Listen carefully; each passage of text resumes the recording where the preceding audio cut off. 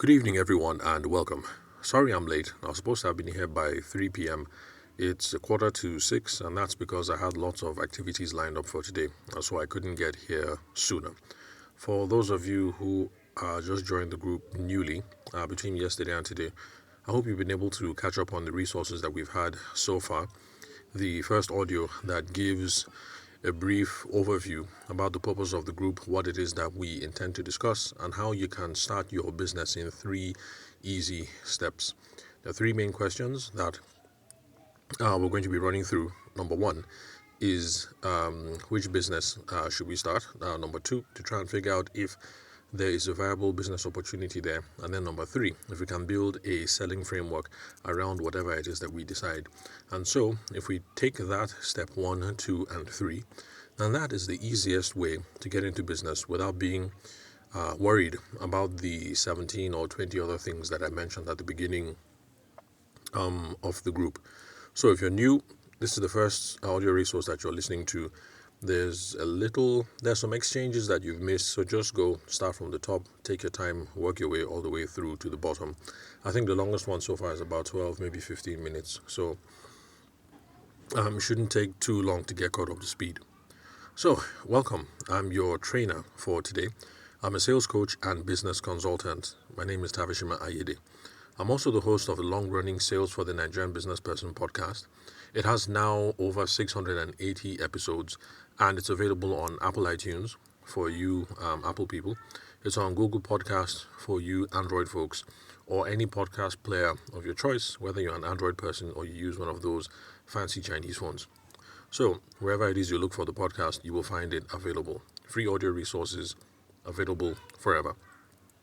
So, yesterday we dealt with comments on the group, the engagement that we've gotten on the group so far that led to some emotional issues that crop up in choosing which business to get involved in. So that's what we set aside yesterday to attend to. And then today we're going to get back to the discussion, which is we're going to look at the second thing to consider when looking at possible businesses to start.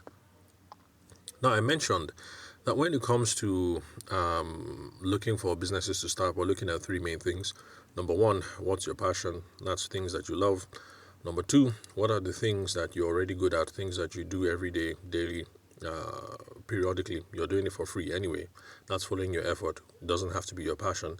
And then we have to look at gaps in the market. So today we're looking at that second one, which is step 2. And the most popular way that I've heard it espoused on the internet is when the person says, follow your effort. So that means do things that you're already good at, things that you already do on a daily basis, things that you're already doing for free anyway. Some of you might say, well, this is a passion. And the thing is, yeah, it might be because there's an overlap. But the main difference is this. When it comes to passion, there's this idea that of love and fulfillment and all these things that are tied to it. But there are things that people do that they are not necessarily in love with, but they are good at it. And for this, I would say think Michael Jordan. Michael Jordan was one of those, is. Okay, no, well, he's not playing. Okay, let me use was, even though he's still alive. So, when he was young, thinking of which sport to do, his passion, what he loved, was baseball. But on the advice of his coaches, he had to give himself brain, as some people say in Niger. He had to give himself brain. That look, I love baseball, but my talent is not going to be enough to get me far in baseball. There is this other sport I play by the side. I can do it. It looks like I'm good at it. Basketball, but my chances, I don't really, it looks like I have higher chances there, but my love is over here. So, he just followed his effort, and today he is the superstar that we know. So that's just an example to show how sometimes your passions are one way, and then there's this other thing that you're doing. Whether you like it or not, your mind is not really there, but there are also possible business or career ideas that you can float out of it. Another example is an old business associate that I had. This guy loved photography and wanted to be a photographer and insisted on becoming a photographer. The problem was everybody would come to him for graphic design and branding. I came to him for graphic design and branding My family members came to him for graphic design and branding. His co-workers, church people, I'm sure you get the picture.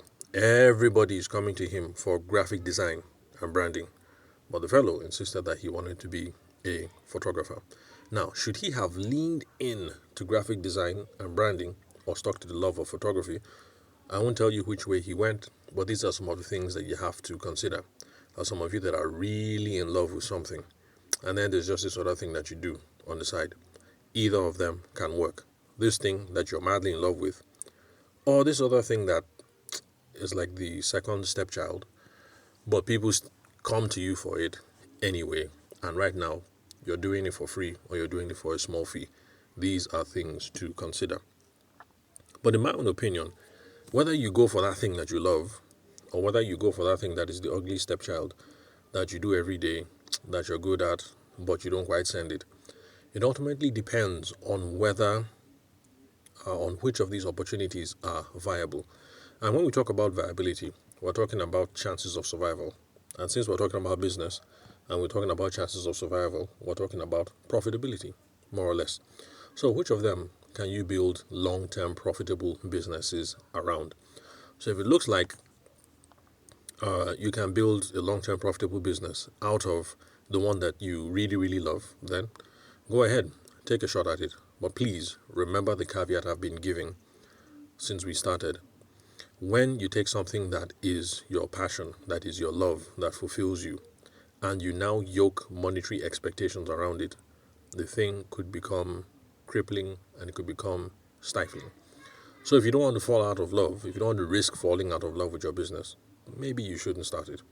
Remember, I started off as a wedding photographer 15 years ago, and I met lots of people who came in because they loved photography. It was their thing. But by the time the photography business was done with them, they wouldn't even want to pick up the camera. That's just the sort of thing that you can do. So before you become a wedding photographer, you come home, you want to pick up your camera and take pictures of your wife and your children, or if you're not married, you want to take pictures of all your friends' birthdays and everything. But by the time you start trying to build a business around it, people are using you to price groundnut. And it's stressful trying to build a business around your camera.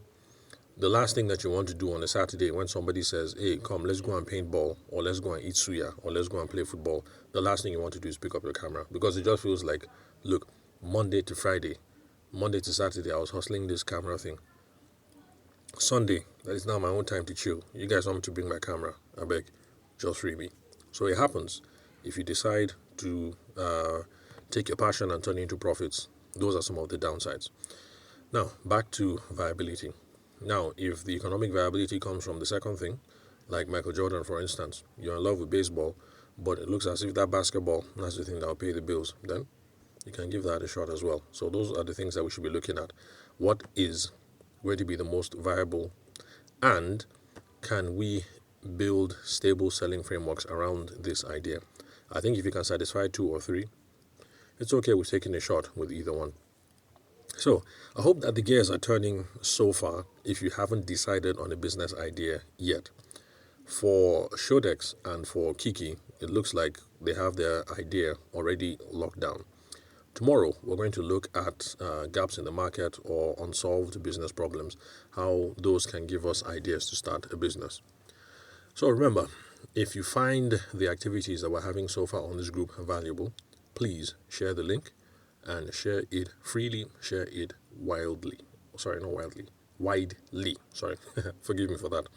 Then also, remember, all the audio resources that you're getting over here on the group and the future ones that I'm going to share are free.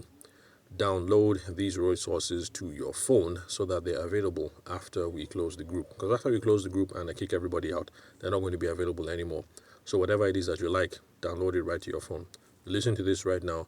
You like it, you think there's some nuggets here, download this straight to your phone. If you've liked everything so far, download them all straight to your phone or to your Google Docs. Sorry, is it Google Docs or Google Drive? To your Google Drive or whatever it is. So thanks for the time that you're spending over here on the group. I hope we're learning and growing. And I hope we're going one step closer to deciding on what that business idea is that we want to start. I'll be back here again in a few hours to see if there's any engagement that I need to refer to immediately. If not, we'll continue here again tomorrow. The goal is to be here by 3 p.m. If I can't, this time I'll leave a message in the group saying that I am running late. But if everything goes according to plan, see you guys tomorrow at 3 p.m.